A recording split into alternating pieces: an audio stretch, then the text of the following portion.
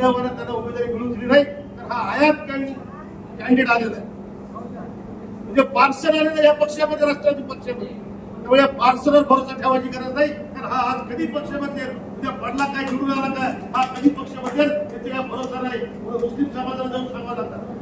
या महाराष्ट्रातला जो कळीचा मुद्दा आहे, मराठा आरक्षणाचा प्रश्न असेल, धनगर समाजाच्या आरक्षणाचा प्रश्न असेल, कोर्टाने मंजूर केलेल्या मुस्लिम समाजाच्या आरक्षणाचा प्रश्न असेल, या सगळ्या प्रश्नावर बाळासाहेब आंबेडकरांच्या सोबत खांद्याला त्यावेळेस पहिला विरोध बाळासाहेब आंबेडकरांनी केला.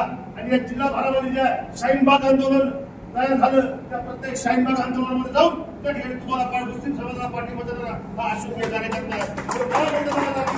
बाकीच्या उमेदवाराला होतं बघायला मुस्लिम समाजाला होतं बघायला अधिकार गाथामध्ये सोडण्यात येतात. आयता घ्या शाहीनबाग आंदोलनाची गाथा घ्या.